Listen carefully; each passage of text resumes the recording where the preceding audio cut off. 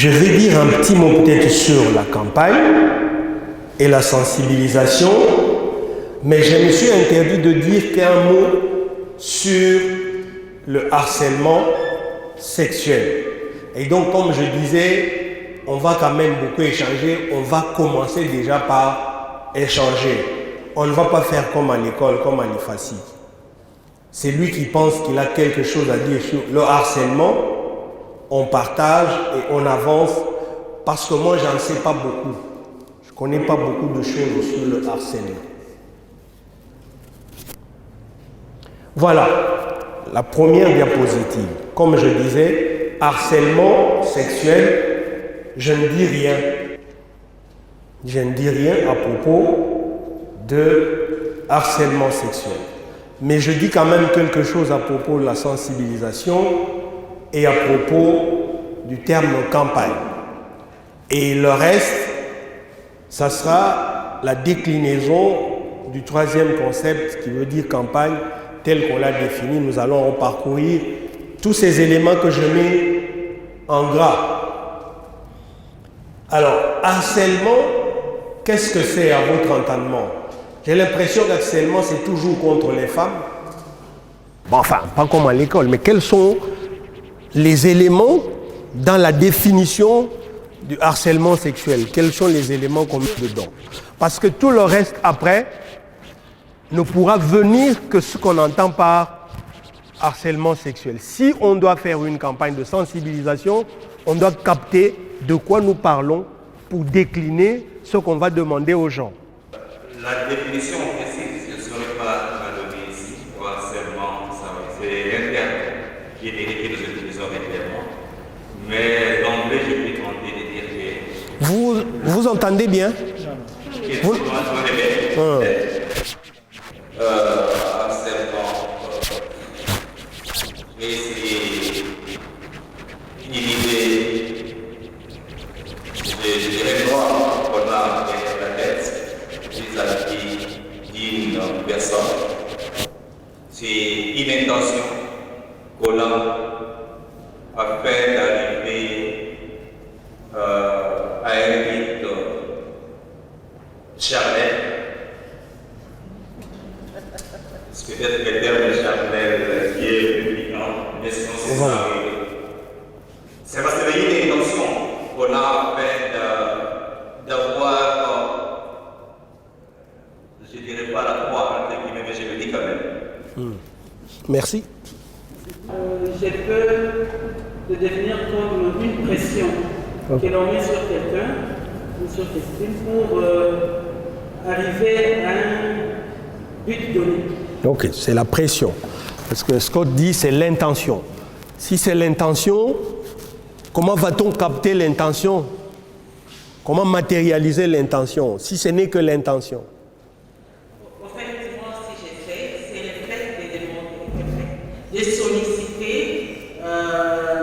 dans les cas, dans les contextes sexuels, oui. Sexuels, de solliciter le sexe auprès d'une personne par le fait soit de sa position, par exemple, on est hiérarchiquement, on est responsable, on demande le sexe à une autre personne, soit faire ou encore par forcer la personne à vous donner son sexe par rapport à votre positionnement. Ok, il y a un élément en plus, c'est la position hiérarchique, si je comprends bien.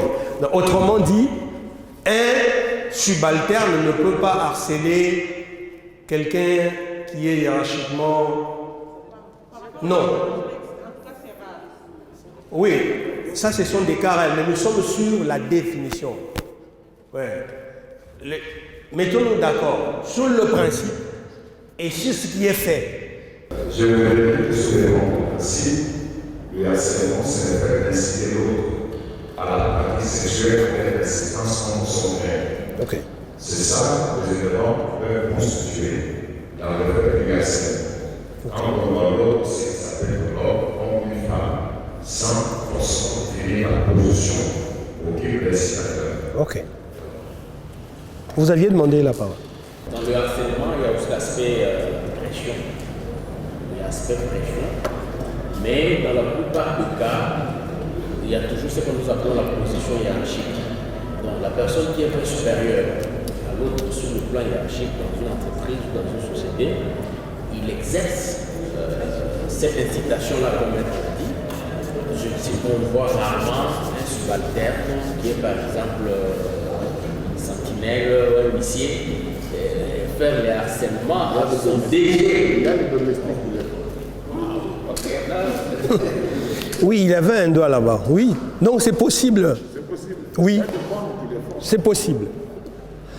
Je me rappelle, on était en première année à l'ISTI, on avait une prof, enfin pas prof, CT à l'époque et tout ça, qui venait, qui parlait, qui sortait. Et puis un ami à moi, il me dit, mais on peut draguer la prof ici. Et puis, bon, elle était suffisamment... Et puis, elle avait compris notre jeu. Et puis, bon, elle nous a déroutés. Mais l'intention y était d'aller vers celui qui est haut placé. On peut essayer. On a essayé, mais ça n'a pas marché. Oui. Oui, oui. L'élément constitutif, un des éléments qui est primordial, c'est la pression. Parce que quand c'est fait de manière volontaire, quand l'adulte ne peut pas parler de harcèlement. Mais quand tu as une pression qui est exercée vis-à-vis de l'autre, là, ça devient un harcèlement. Parce que c'est fait, l'acte sexuel qui sera posé est fait dans la contrainte, sans aval, sans approbation de l'autre partenaire. Mais est-ce que là, on n'est pas dans le viol, Pépito? Quand vous allez, ça, on n'est pas dans le viol.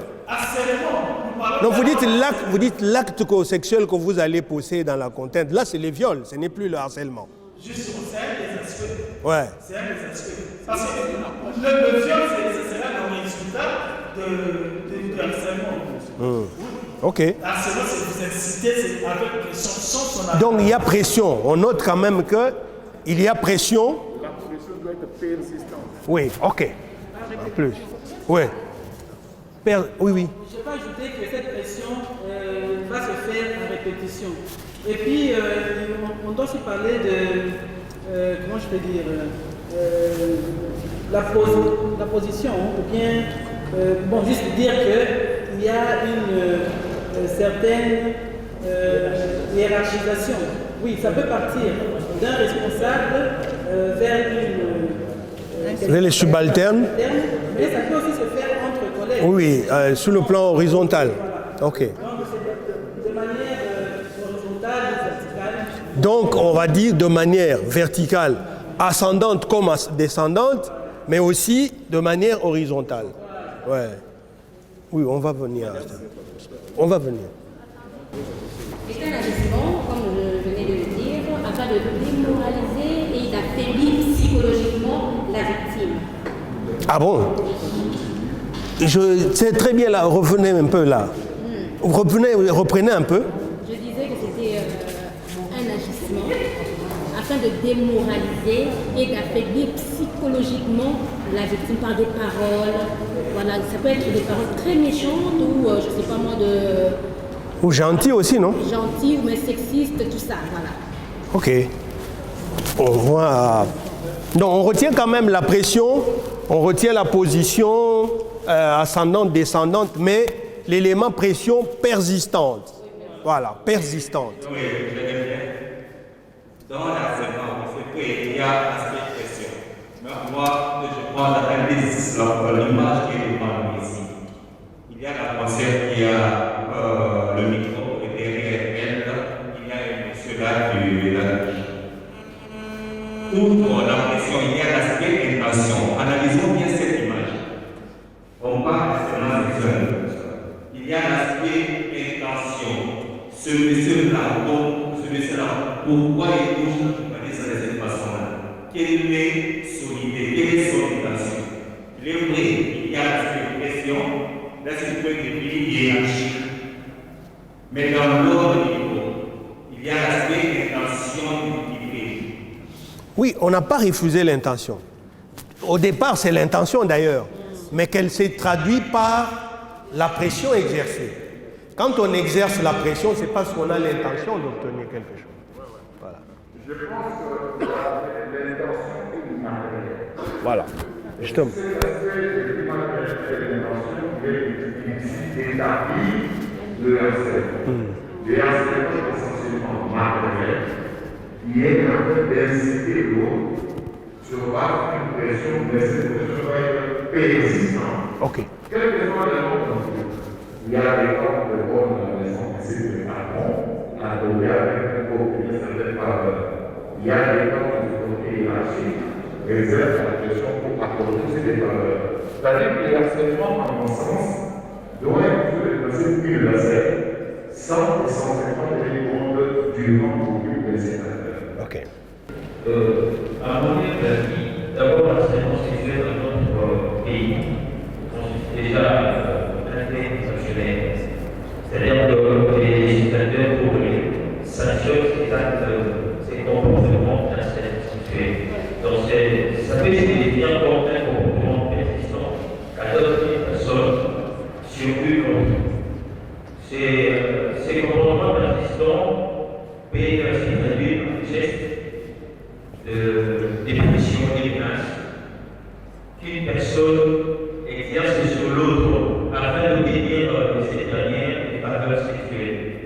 Et cette infraction est réprimée par l'article 174D de la loi numéro 06/08 du 20 juillet 2006.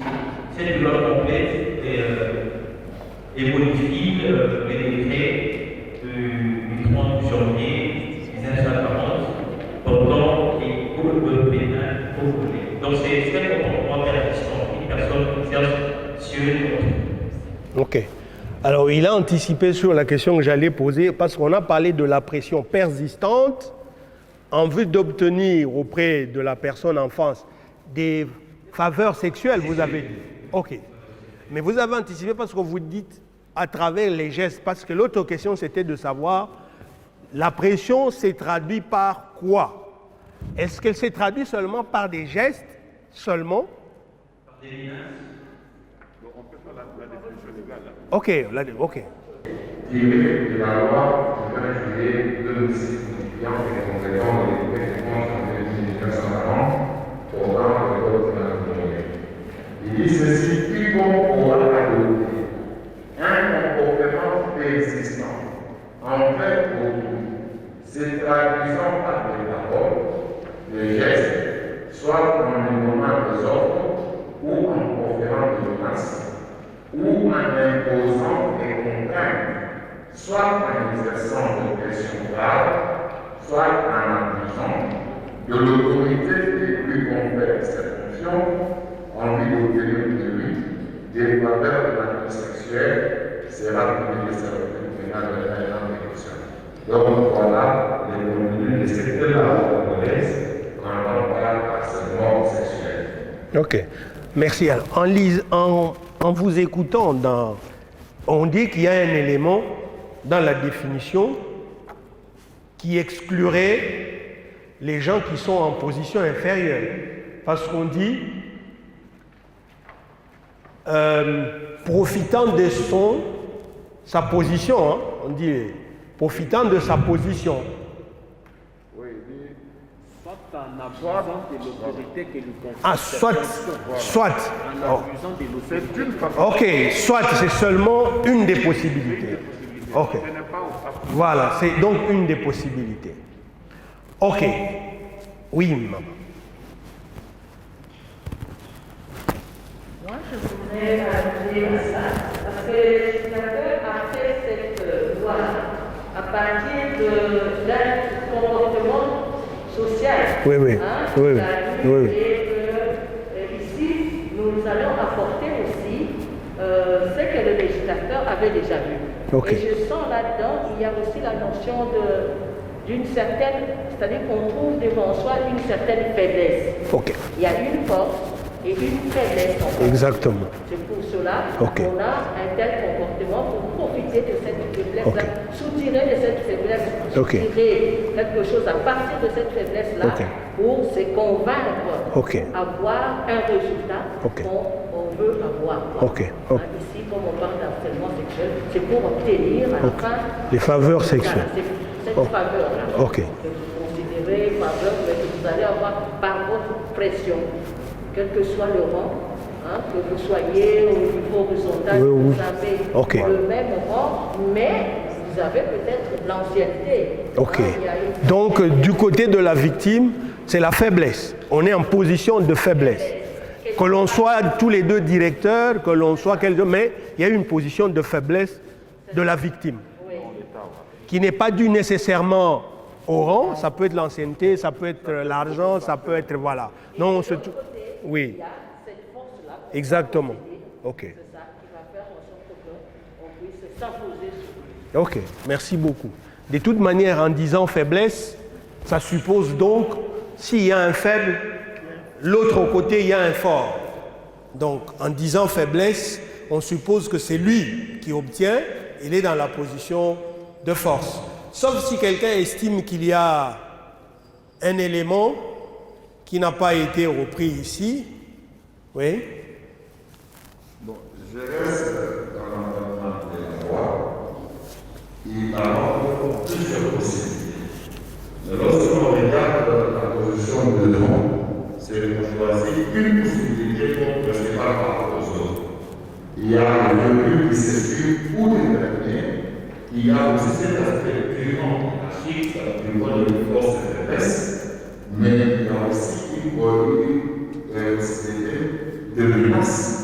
Des menaces pour trouver des équipements, pour vous paralyser dans la position que vous occupez. Peut-être que vous avez sorti avec une vue à un moment donné, qu'elle garde de vous de supérieur de cette sortie, mais aujourd'hui, vous êtes dans une position de force, sans parler de la que vous échapper. Donc il y a beaucoup de choses qui tournent autour du concept d'enseignement, mais aussi les poursuites contre l'enseignement sont conditionnées à la peine fédérale de la partie victime. Ok, merci beaucoup. Ok. Alors on va passer au deuxième concept, c'est la sensibilisation. La sensibilisation, c'est l'action de sensibiliser, de conscientiser ou de rendre sensible un réceptif, attentif à quelque chose pour lequel la personne sur laquelle elle est exercée n'était pas sensible auparavant. Il n'y accordait pas d'attention du tout ou à peine une attention très amortie. C'est ça donc la sensibilisation. Et le terme de notre atelier, c'est campagne de sensibilisation. L'objectif, c'est de sensibiliser. Mais qu'est-ce qu'on entend par campagne? C'est un ensemble cohérent, j'insiste sur cohérent, des actions de communication à entreprendre ou entreprises à l'endroit des catégories des personnes minutieusement et préalablement déterminées pour leur transmettre le message ou des messages préalablement conçus ou élaborés à travers des moyens adéquats en vue des objectifs clairement définis. Ça veut dire que dans une campagne, il y a plusieurs actions à mener. Mais les actions à mener doivent être cohérentes pour ne pas se rentrer dedans ou pour ne pas s'entreannuler. Elles doivent être cohérentes les unes avec les autres. Mais c'est des actions de communication à l'endroit des personnes dont on disait tantôt qu'ils ne manifestaient pas l'intérêt. On voudrait obtenir d'eux qu'ils s'intéressent davantage à quelque chose. Et pour le faire, il faut leur dire quelque chose. C'est le message. Il faut leur dire quelque chose.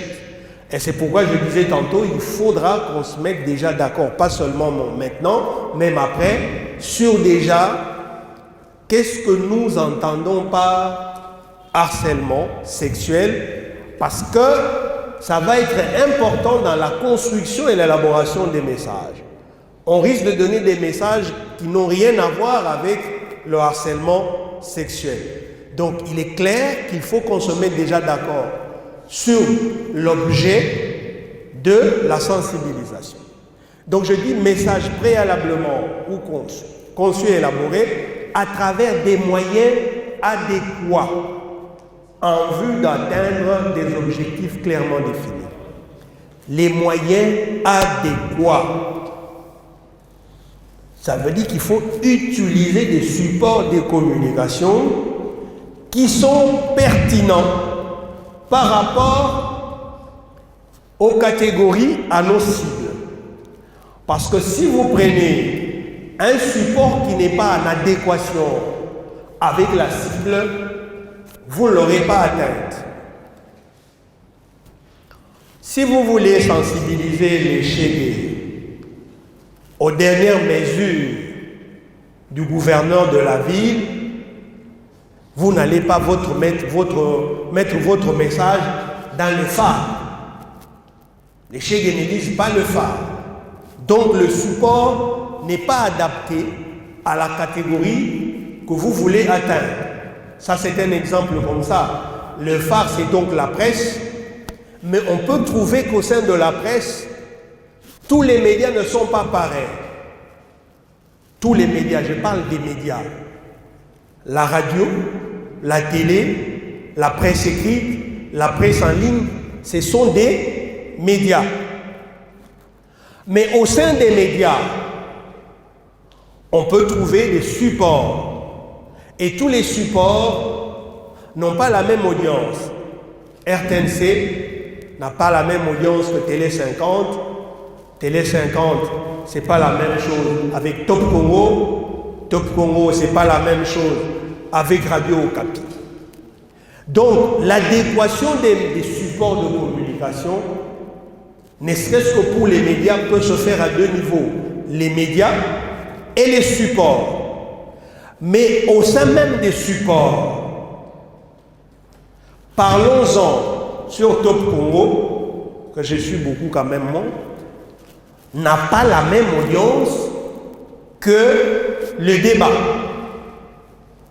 Donc même au sein des supports qu'on aura décidé, les espaces de communication, les espaces de diffusion ne se ressemblent pas.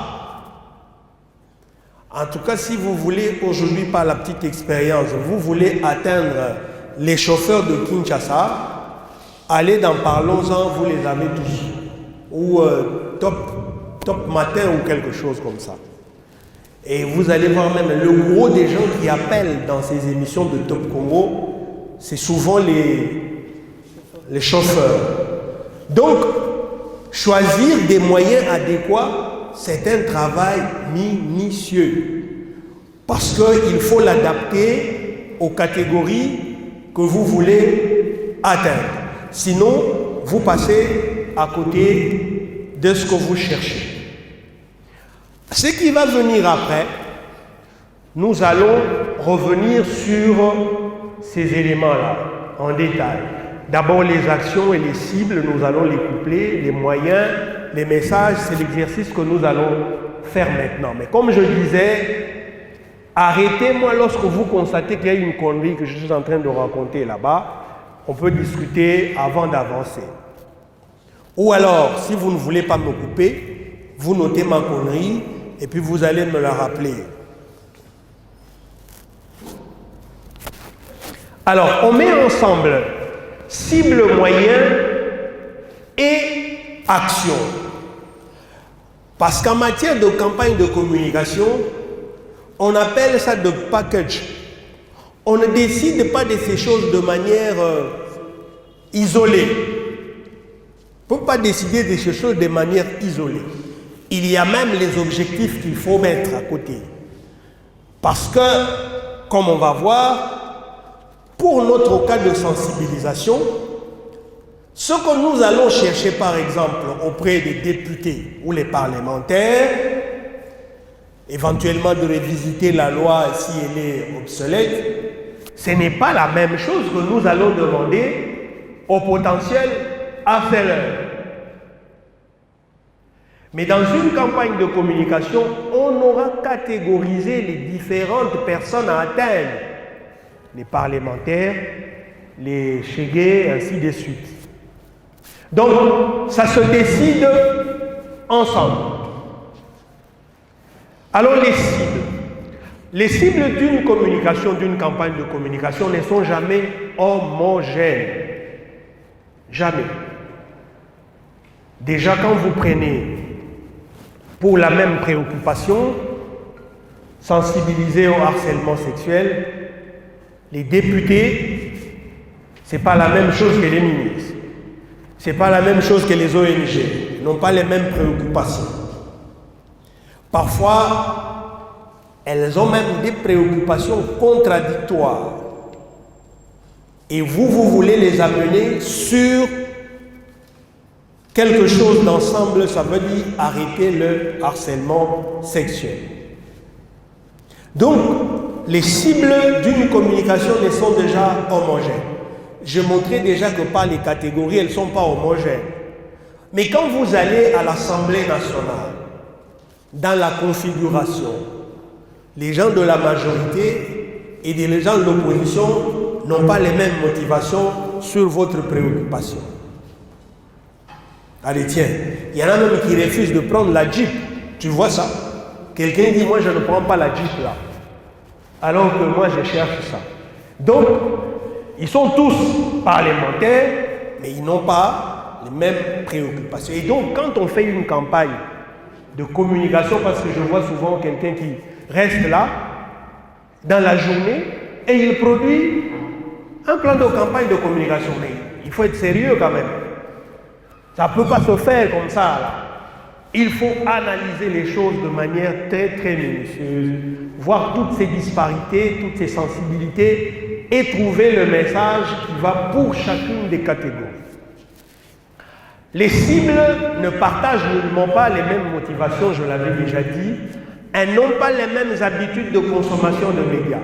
Je dois préciser ici que je mets ça pour les journalistes ou pour ceux qui vont gérer la campagne, parce qu'ils auront affaire à utiliser les médias. Quand vous décidez d'utiliser les médias, il faut savoir qui consomme quoi. Dites-moi un peu sérieusement ici, il y a des gens qui travaillent à la télé ici, non? Ok. Pour ceux qui ne travaillent pas à la télé, sérieusement, c'est quand la dernière fois que vous avez suivi un journal télévisé? La dernière fois que vous avez regardé très sérieusement un journal télévisé à Kinshasa? Oui, je dis regarder, ça veut dire téléviseur. Bon, la dernière fois, moi personnellement, c'est le dimanche, le jour où le président a reçu les forces de Guinée. Ok. À 20h, je suis dans la grande édition de la RTL17. Depuis ce jour-là, je suis dans la presse en ligne, je me connecte, je vois ce que la presse en ligne a envoyé et je passe. Ok. Quand je rentre, je me lave, je dors, je ne regarde pas la télé généralement. Bon. Voilà. Quelqu'un d'autre? Alors, vous, la dernière fois que vous avez regardé la télé? Une chaîne nationale. Oui. Je regarde pas.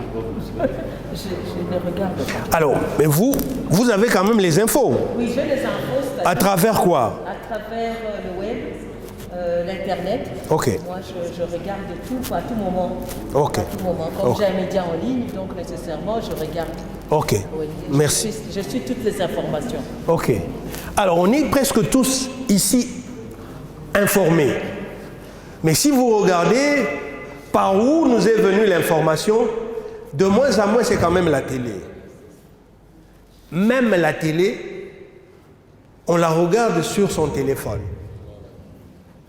Donc les habitudes de consommation de médias changent. Et il faut faire très attention à ça. Parce que souvent, quand les choses bousculent dans la vie, ceux qui avaient vécu ici, ils croient toujours que, bon, on dit c'est n'importe quoi, là, ça va s'arrêter. Mais ça bouge comme ça. je me rappelle il y a déjà quelques années, on était sur campagne, j'étais sur une campagne de l'ICCN. Il fallait concevoir, comme pour la RTNC, des logos, pas le logo de l'ICCN, mais les logos des aires protégées. L'ICCN a plusieurs aires protégées.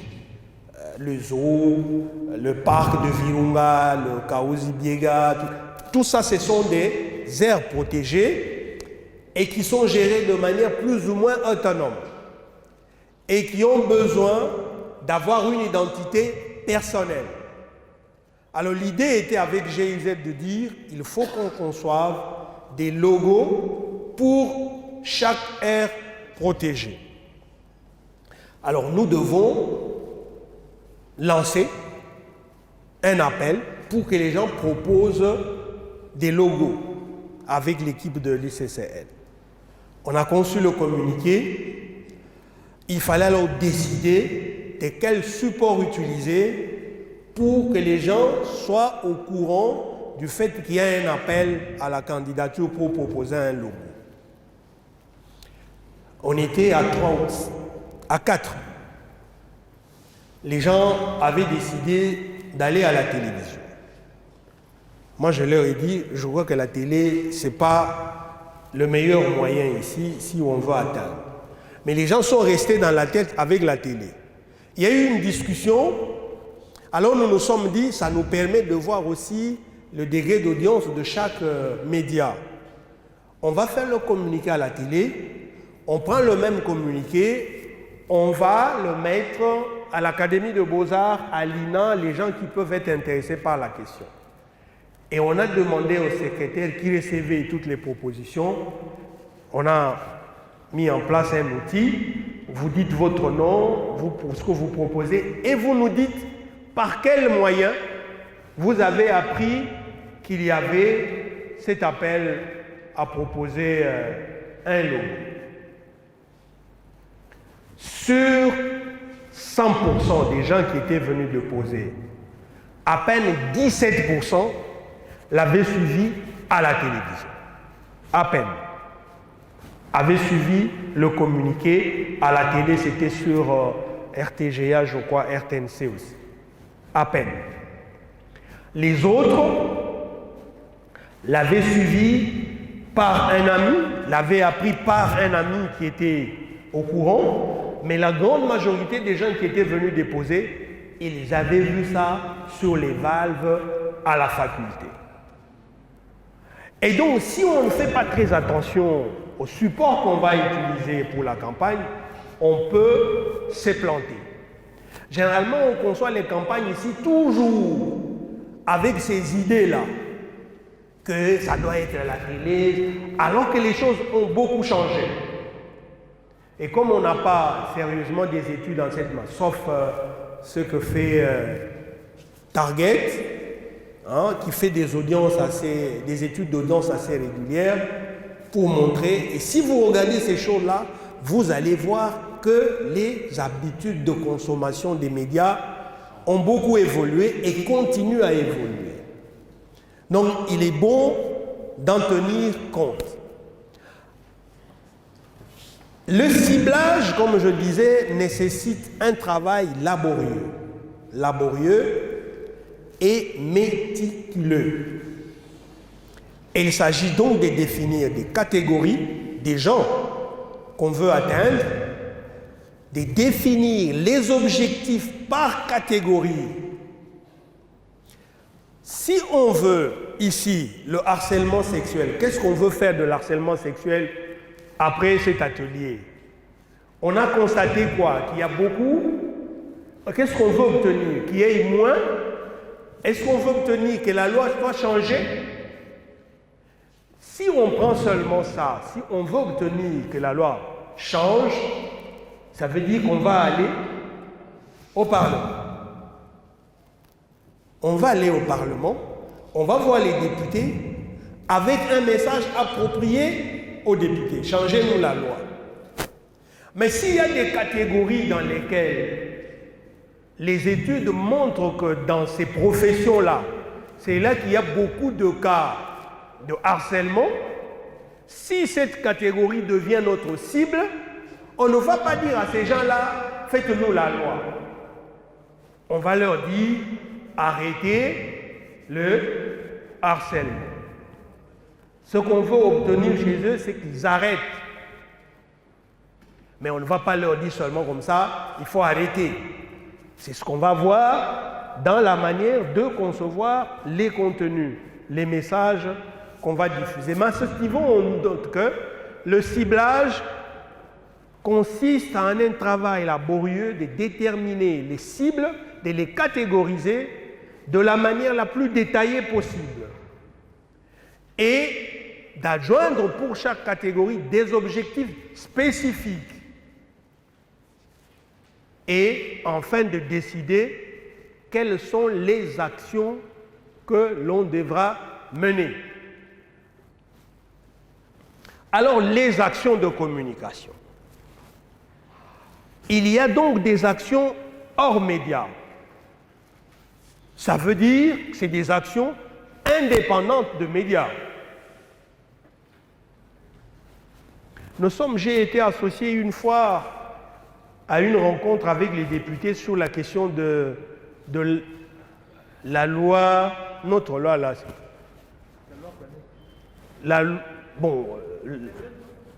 La loi sur la presse qu'il faut révisiter, et puis la loi 22 juin sur l'exercice voilà. de la liberté de la presse. Nous nous sommes retrouvés au bout, il était là aussi, avec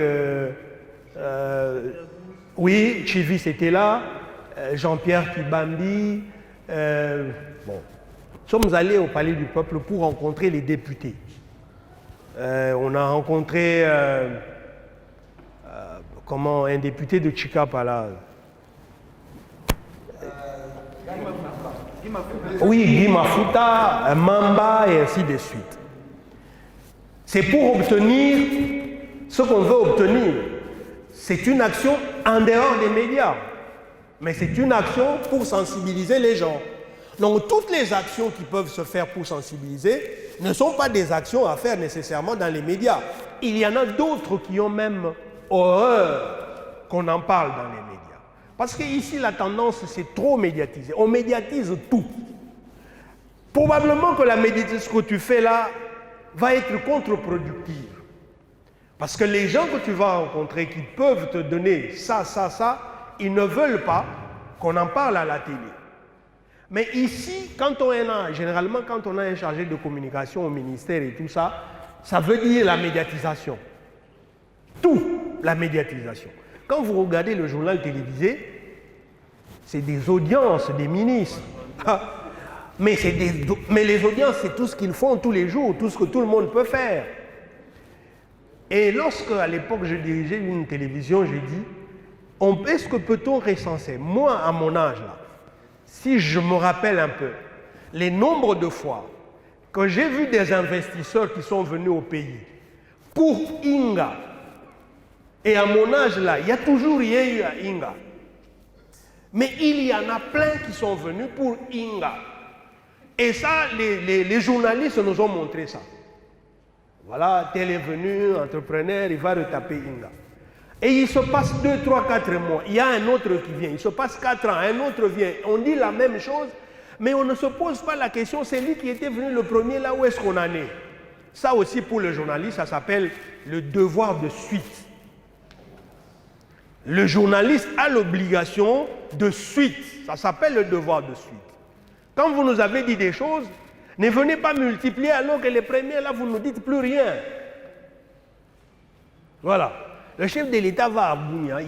C'est pas une fille comme ça, la Bunia ou Beni. On dit, en tout cas, ne nous promettez plus rien.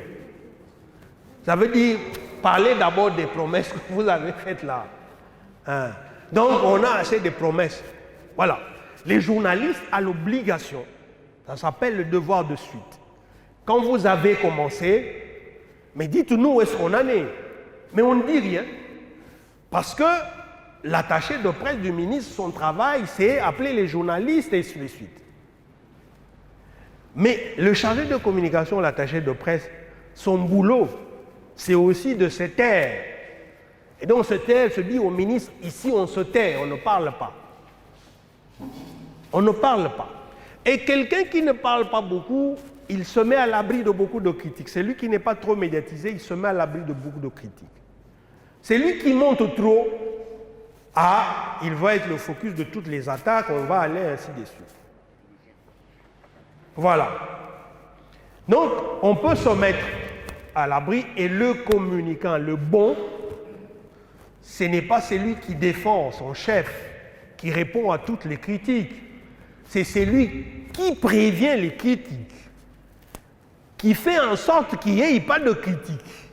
Parce que la communication, ce n'est pas que dire, c'est faire. C'est même d'abord faire. On nous disait quand on était en première licence, bien faire et le faire savoir. Bien. Et tel que c'est libellé, là, il y a un sens dans ça. C'est d'abord bien faire. Après, vous allez le faire savoir. Alors, je disais, on en était aux actions. Je dis, les actions, en dehors des médias, ça existe. Allez, nom de Dieu, pourquoi, si vous voulez obtenir quelque chose du groupe parlementaire de l'Union sacrée, il faut montrer ça à la télé? Pourquoi? Alors, comme on est dans ce cycle de communication, parfois on n'est pas efficace. Avec la communication, enfin avec Internet et tout ça, observez un peu ça.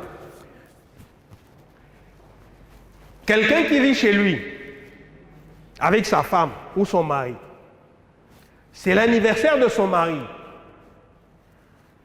Ils se sont réveillés ensemble au lit. Ils se sont parlé. Son mari est allé au boulot et tout ça. À 10h, elle nous pond un post sur Facebook. Et le post sur Facebook, elle s'adresse à son mari. Elle parle à son mari, mais elle met sur Facebook. On veut dire tout ce qu'on dit là, on dit ça à qui? À ceux qui sont sur Facebook ou bien au mari? Non, on se trompe.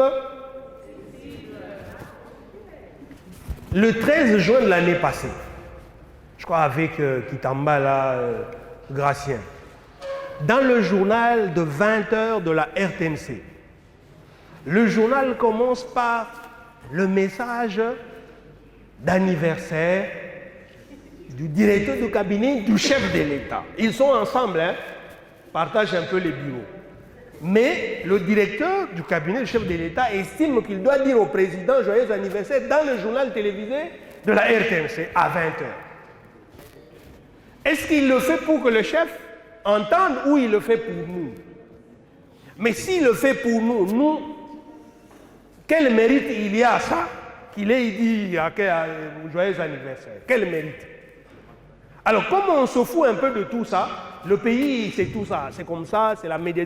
Vous avez un journal de 20 minutes, il n'y a que tout ça, les gens qui reçoivent les autres, et puis bon, on va aller assez rapidement parce qu'on me dit qu'il n'y a plus que 20 minutes. Donc, il y a des actions hors médias, il y a des actions autonomes, mais couvertes par les médias. N'est-ce pas? On peut décider que cette rencontre, celle-ci, elle est autonome. Elle n'a à voir rien avec les médias. Mais on peut décider de la diffuser. Tout comme on peut aussi décider de ne pas la diffuser. Non, il y a des actions autonomes, mais qui peuvent être couvertes par les médias. Enfin, il y a des actions proprement médiatiques. Oui, elles n'existent pas en dehors des médias. Par essence, elles sont faites pour les médias. Quand vous produisez un communiqué de presse, il est fait pour être diffusé dans les médias. Quand vous faites une conférence de presse, elle n'existe pas en dehors de la presse. Si ce n'est pas ça, ce n'est pas une conférence de presse, trouvez un autre nom. Donc, il y a des actions de communication, pour me résumer. En dehors des médias, autonomes, mais qui peuvent être couvertes, mais il y en a qui, par essence, sont proprement médiatiques. Alors, parce qu'il y a tout ça, il y a nécessité de planifier les actions.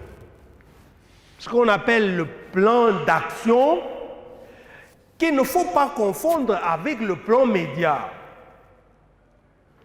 Les plans d'action dans une campagne de communication retracent et programment les actions à mener pour atteindre l'objectif. Et donc, il reprend toutes les actions, aussi bien celles qui vont se passer dans les médias, celles qui seront couvertes, que celles qui ne passeront pas dans les médias. Tandis que le plan média, il reprend les actions proprement médiatiques et indique leur insertion dans les médias. Voilà un peu, je dis, ça doit être cohérent. Le fait de mettre toutes ces actions ensemble, il y a une logique qui procède de ça. Si vous voulez faire un reportage, vous voulez faire, qu'est-ce que je dis, un point de presse, il faut que ça soit bien programmé. On va faire le point de presse, et le point de presse, qu'est-ce qu'on gagne quand on fait un point de presse? On a l'avantage d'avoir plusieurs médias au même moment. Donc ça peut faire événement. On a plusieurs médias. On parle à plusieurs personnes qui vont diffuser probablement à la même heure, et donc ça fait événement. Mais le défaut des points de presse, de la conférence de presse, c'est que chacun des journalistes va choisir le morceau que lui il veut. Il va choisir le morceau que lui il veut. Et donc on peut se dire, ok, on fait d'abord l'événement avec la conférence de presse, informative, c'est lui qui va décider, mais on se fait inviter, par exemple, dans une émission ou un journal. Cette fois-là, c'est moi qui veux dire des choses que je veux que les gens entendent. Donc l'avantage d'intervenir là-bas, c'est que vous avez une audience réduite, mais vous portez ce que vous voulez dire. C'est pourquoi il faut choisir alors l'émission ou l'espace dans le support qui vous permet d'atteindre le plus de monde possible pour dire ce que vous voulez dire. Alors, il y a ça là, un plan média. À l'époque, j'avais travaillé avec les gens de Lucha, à Cage, ainsi de suite, sur la réforme. Il y avait une réforme, quelque chose comme ça. Alors, vous voyez là qu'il y a une colonne qui reprend les dates, une colonne qui reprend les supports, les médias plutôt, une colonne qui reprend les supports, une colonne qui reprend l'espace qu'on va prendre dans ce support-là.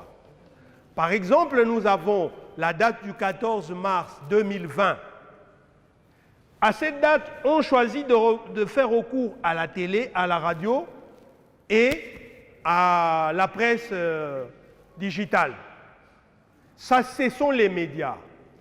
Et là, on choisit les supports dans les médias. Dans le média TV, on décide de prendre Télé 50, RTNC, TV5.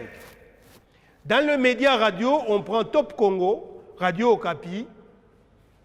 Allez, dans le digital, vous avez Actualité.cd, 7 sur 7, Média Congo, et vous pouvez utiliser vous-même votre compte Twitter et votre site. Donc, on décide que ça, pour la journée du 14, voilà ce qu'on va faire. Mais la journée du 14, c'est quoi? On fait une conférence de presse. Et on invite ces gens-là. Et on a les heures. Et qu'est-ce qu'on demande à chacun de faire? Pour Télé 50, qu'est-ce qu'on attend de lui? C'est un compte rendu. Et puis, on se fait inviter dans le journal. Pour la RTNC TV5, c'est un compte rendu. Radio, c'est la même chose, ainsi de suite. Donc, c'est assez bien pensé pour que le public que vous avez raté ici, vous pouvez l'avoir de l'autre côté. Et puis, quand vous avez fait ça, il ne faut pas faire de l'overdose. Attendez un peu là. Entre le 14, on revient vers un mois après. Mais pour refaire quoi? Ce n'est plus la conférence de presse, parce que dans l'entretemps, on aura recueilli le feedback. Qu'est-ce que les gens disent, ainsi de suite. Donc, on peut revenir pour corriger ce qu'il y a à corriger. Et on prend radio, digital, et on fait. Donc, on peut faire ça en un peu plus long, Mais voici un peu comment on imagine intervenir pour obtenir les objectifs en essayant de racoler les différentes cibles. Alors, dans une campagne de sensibilisation, on communique pourquoi? Quelles sont les visées? Il y a 3 visées communicationnelles. On a la visée informative ou cognitive. On a la visée conative, qu'est-ce que je dis? Affective. On a la visée conative ou factitive. La visée cognitive consiste à donner des informations ou des renseignements sur le sujet en question. Ce que nous avons fait ici tout au début, là, a vocation cognitive. Qu'est-ce qu'on entend par? C'est quoi la définition ici? On essaye de comprendre le phénomène. La visée affective dans la communication, c'est qu'elle poursuit, au-delà de l'information qu'elle donne, elle poursuit les affects. Elle cherche à changer vos prédispositions par rapport à l'objet de votre sensibilisation. Changer les prédispositions psychologiques. Ça veut dire qu'on est dans le domaine des affects. Alors que là-bas, on était dans le domaine de la connaissance. Ici, on est dans le domaine des affects. Aimer ou ne pas aimer, avoir de la sympathie, avoir des prédispositions à faire telle chose, nous travaillons sur les affects. C'est la dimension affective. La dimension conative ou factitive de la communication, ce qu'elle poursuit au-delà d'échanger vos affects, au-delà de vous donner d'informations, ce qu'on cherche, c'est la commission ou l'omission des actes. Vous devez poser des actes qu'on attend de vous. Là, nous sommes dans la dimension conative ou factitive. Mais alors, tenez, les 3 là, on les sépare pour raison de pédagogie. Mais elles s'entremêlent, elles s'enrichissent. Quand vous travaillez sur les affects, en réalité, vous voulez qu'au bout, la personne pose l'acte que vous voulez.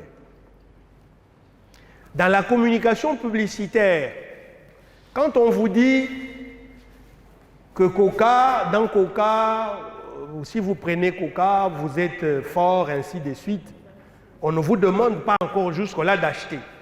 On vous donne des informations sur les composants et la valeur qu'il y a. On travaille sur les connaissances et les affects. Quand vous avez changé d'attitude ou vous l'avez conforté, vous allez poser l'acte qu'on attend de vous. Donc, ces visées ne sont pas aussi séparées qu'on puisse montrer pour raison de pédagogie. Mais l'acte ultime en ce qui nous concerne, nous, quand on fait la sensibilisation, je crois que c'est d'obtenir de nos différentes cibles qu'ils posent des actes que nous attendons d'eux. Soit qu'ils revisitent la loi, si c'est le cas, soit qu'ils arrêtent de harceler les gens dans les rédactions. Il semble que dans les rédactions, il y a ça aussi. Hein? Il semble que dans les rédactions, il y a beaucoup de harcèlement là-bas. Non. Ah, à l'université. Bon, ok, à l'université aussi.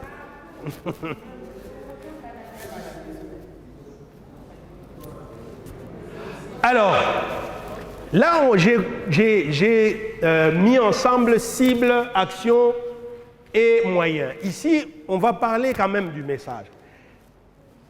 Pour changer les gens, il faut le message. Il faut un contenu, le message. Et le message doit être crédible. Et un message tient sa crédibilité de 3 choses. 1, c'est le logos. Logos, ça veut dire la raison, la logique, les arguments que vous avancez.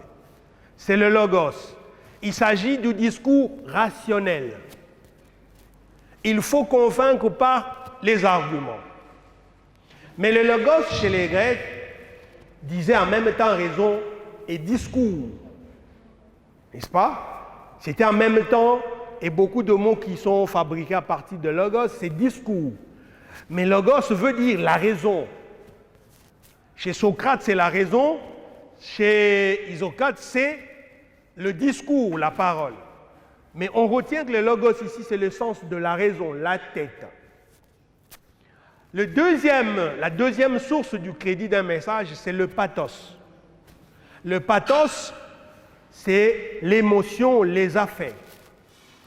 L'émotion, les affects. Il faut séduire les gens pour les amener à décider dans le sens de ce que vous voulez. Et c'est comme ça que les avocats travaillent beaucoup sur la rhétorique. Parce que pour emporter la décision du juge, il faut le séduire. Tiens, il y a une amie à l'époque du procès 100 jours qui disait, on a suivi les avocats, elle-même elle est avocate. Elle dit, j'ai suivi les avocats, excusez-moi, je n'ai pas bandé. Elle n'a pas senti qu'il y avait de la rhétorique pour emporter l'adhésion. Et donc là, on est dans le pathos. Il faut jouer sur les affects. Enfin, il y a l'éthos. Dernière source du crédit d'un message. Elle renvoie à la qualité de l'orateur. La qualité de l'orateur. L'orateur devrait être plus ou moins irréprochable sur la question. Regardez bien le débat sur la congolité de Tchani. Si vous regardez toutes les émissions de Tchani, en tout cas celles que j'ai suivies, quand on attaque Tchani, ce n'est pas sur le réoum, ce n'est pas sur l'objet, c'est sur lui. Vous voyez? Ce n'est pas sur l'objet, c'est sur lui. Donc, toi, tu ne peux pas porter ce discours parce que toi-même, tu as une nationalité douteuse, ainsi de suite. Donc, tu n'es pas apte à porter le discours. Non, le crédit d'un discours tient aussi de la personne qui porte le discours. Si la personne n'a pas cette qualité, le discours, à 50%, il est déjà voué à l'échec. J'étais dans un atelier avec les gens de India et à l'époque là, de la loi Minaku. Je suis convaincu que la loi Minaku, si elle avait été portée par quelqu'un d'autre, ça n'aurait pas fait le même effet. La personne qui porte la loi, on a des choses à reprocher sur lui, sur ces questions-là. Non, l'éthos, c'est très, très, très important. Parce que si on ne trouve pas des choses à redire sur le logos, ça veut dire le rerum, on va aller sur ce qu'on appelle des arguments ad hominem. Ad hominem. Regardez bien, toi d'ailleurs, toi, tu habites où? Voilà. Kassamba demande, ta maison c'est où? Tu habites où? Il est très important de retenir ces trois éléments-là et quand on conçoit, il faut y regarder de très près. Comment on apporte les arguments, comment on va jouer sur les sentiments et qui porte le discours que nous allons défendre. Alors le discours, c'est aussi le fond et la forme. Et là, on va aller assez rapidement. L'attention et la persuasion sont des enjeux de la sensibilisation. Et on travaille sur ces deux choses à travers le discours. L'attention et la perception sont à la fois deux enjeux et deux défis. Pour persuader, la persuasion se trouve au bout de l'attention. Quelqu'un ne peut pas être persuadé par vous si vous n'avez pas retenu son attention. Et retenir l'attention, ça te travaille dans la manière de rapporter ce que vous dites. On va aller très vite pour voir quelques astuces. Je vais terminer par là. Je vais demander un peu qu'on en fasse très attention ici. Parce qu'il y a des astuces dans la manière de parler ou d'écrire qui peuvent retenir l'attention de l'auditeur ou du téléspectateur ou du lecteur. Je voudrais ensemble qu'on essaie de parcourir ça. Ça, c'est un portrait de Maradona. Vous lisez ce portrait de Maradona. Diego Armando Maradona est né à Buenos Aires. À 12 ans, il commence à jouer au foot et affiche déjà en 1972 ses deux rêves. Jouer la Coupe du Monde, voilà, j'ai repris ça. En 1978, il remporte le Mondialito de moins de 20 ans à Tokyo, mais ne sera pas sélectionné pour la coupe qui se joue du reste à la maison.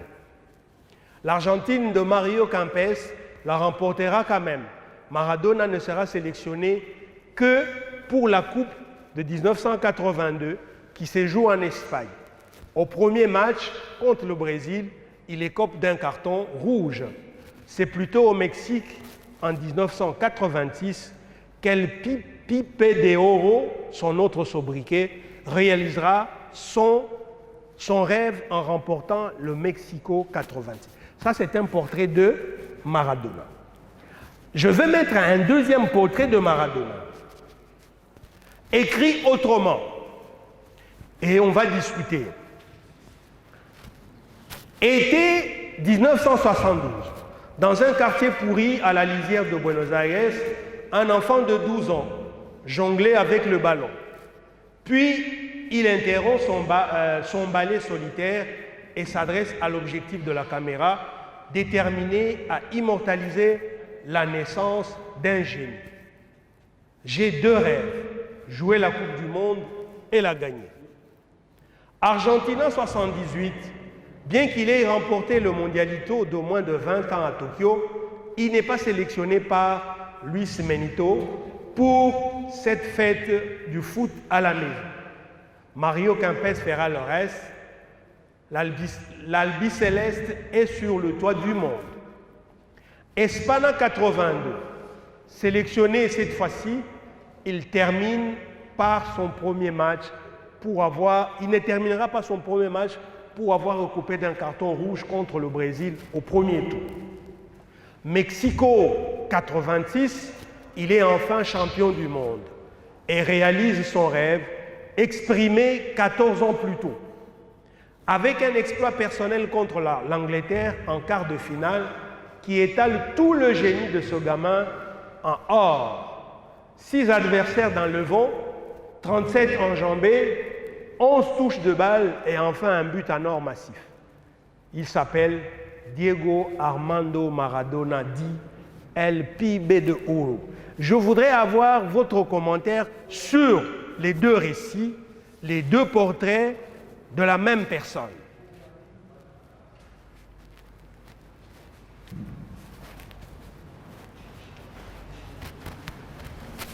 La différence entre les deux récits est que le premier, d'abord la présentation n'était pas assez attrayante. Je vous entends. Pardon, oui? La présentation du premier récit n'était pas attrayante. C'était la façon de rédiger, d'écrire, c'était d'abord trop serré, ça ne donnait même pas envie de lire. Tandis que le deuxième récit est quand même espacé et puis ça donne vraiment envie de lire et puis la façon dont ils ont agencé les idées, voilà, c'est plus intéressant. Ok. La manière de narrer n'est pas la même. Ici, la deuxième, on retient l'attention. Là-bas, c'est assez, comment ça, assuré, c'est ça. Oui, autre commentaire. Ok. Donc, ailleurs, ce qu'on fait pour cet exercice, que je coupe ça, je mets le premier, je coupe le deuxième. Si on est à la radio, supposez qu'on est à la radio, vous suivez la radio, on commence ce reportage, celui-là, c'est le deuxième. On arrive à la gagner. Ok? On coupe, on lance la publicité. Quelle sera votre réaction? Vous attendrez parce que la manière de raconter vous dit qu'il y a encore quelque chose là-bas. Non, on peut retenir l'attention du téléspectateur, de lecteur à travers ces techniques qu'on appelle des techniques de storytelling. Il y a une manière de raconter qui fasse en sorte que vous retiennez l'attention des gens pour qu'ils vous suivent jusqu'à la fin. C'est faisable, même dans nos productions de la télévision, de la presse écrite ou je ne sais pas en ligne. C'est possible d'écrire, on appelle ça le journalisme narratif. N'est-ce pas? Mais comme elle dit, celui-là, il était trop assuré. Ici, déjà, c'est tout simplement parce que moi, je vous ai déjà dit qu'il s'agit d'un portrait de Maradona. Mais si vous ne savez pas, quand on dit été 2000, tout ça, on n'a même pas encore dit c'est qui. Donc, on vous attire, vous attendez, mais il s'agit de qui? Il s'agit de qui? Il s'agit de qui? Il s'agit de qui? Tandis que dans le premier, on commence déjà par Maradona et peut déjà imaginer ce qui va venir après. Donc, il y a des techniques développées, des techniques de storytelling. Et si vous les regardez, vous les analysez, vous les assimilez bien, ça peut améliorer le rendu dans les productions. Vous aviez demandé la parole. Non, non. Ok. Alors, ça c'est pour un récit, c'est la tension, mais dans la même proportion, on peut jouer aussi sur les émotions. On peut jouer sur les émotions dans la manière de rendre les choses. Je crois que Oboul sûrement va faire un clin d'œil là-bas. En racontant les histoires des gens, on appelle ça des success stories. Je prends deux exemples. Ce sont deux discours de deux présidents américains qui parlent de même chose. C'est l'insertion des Africains aux États-Unis, des étrangers. L'insertion des étrangers aux États-Unis. On peut dire ces choses avec des statistiques. Hein. Voilà, l'année passée, il y a eu 80 millions d'étrangers qui ont été insérés et tout ça. On peut donner les statistiques. Mais il se refuse de donner les statistiques. Il prend le cas d'une personne et autour du cas de la personne, il le présente et la manière de le présenter devient plus intéressante parce qu'on parle de quelqu'un. Parce que derrière les statistiques, c'est vide. Les statistiques parlent à la tête. Mais le cas des personnes, on parle au cœur. On affecte facilement les gens. 2 siècles, ça c'est Ronald Reagan, 2 siècles d'histoire de l'Amérique devraient nous avoir appris que rien n'est impossible. Il y a 10 ans, une fille a quitté le Vietnam avec sa famille. Ils sont venus aux États-Unis sans bagage et sans parler un mot d'anglais. La jeune fille a travaillé dur et a terminé ses études secondaires parmi les premières de sa classe. En mai de cette année, elle sortira diplômée de l'Académie militaire de West Point. Je me suis dit que vous aimeriez rencontrer une héroïne américaine nommée Jean Guyen. Votre vie, là elle s'adresse à la fille, votre vie nous rappelle qu'une de nos plus anciennes expressions reste toujours nouvelle. Tout est possible en Amérique. Nous avons la foi, la volonté et le cœur. Ça, c'est quelques années avant, mais Bush faisait pratiquement la même chose et dans les gradins se trouvait Mutombo Dikembe. Il raconte l'histoire de Dikembe. Notre plus grande force est la bonté héroïque, le courage et l'esprit de sacrifice du peuple américain. Vous pouvez vous rendre compte sans peine, il suffit de savoir où chercher. Et ce soir, vous n'avez rien d'autre à faire qu'à regarder dans les tribunes. Dikembe Mutombo a grandi en Afrique dans la pauvreté extrême et les maladies. Il est venu avec une bourse pour étudier la médecine à l'université de Georgetown. Mais l'entraîneur John Thompson l'a regardé et a eu une autre idée. Dikembe est devenu une des stars, ainsi de suite.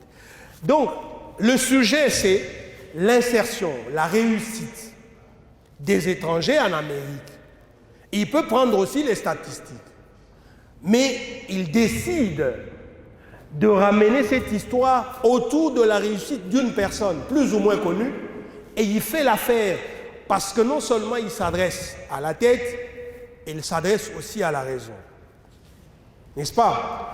D'ailleurs, il y a des spécialistes en sciences cognitives, notamment celui-là, Rosé Schank, qui pense que les hommes, je vais terminer par là, les hommes ne sont pas faits pour la logique. Les hommes sont faits pour écouter les récits. Et ils sont plus aptes à faire avec les récits qu'avec beaucoup trop de choses cérébrales.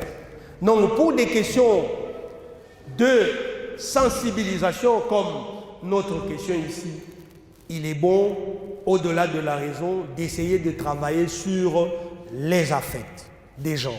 Et pour travailler sur les affects, c'est en prenant des cas concrets de violences sexuelles, n'est-ce pas, des harcèlements sexuels et ce que les gens ont vécu. Si vous rapportez une histoire d'une personne, c'est très différent quand vous dites à l'Est, il y a une image ici parce que je n'ai pas trouvé d'image pour le harcèlement sexuel. Mais je prends cette image. Cette image vaut plus que si vous dites à Béni, hier on a tué 30 personnes. Mais si vous racontez l'histoire de cette fillette,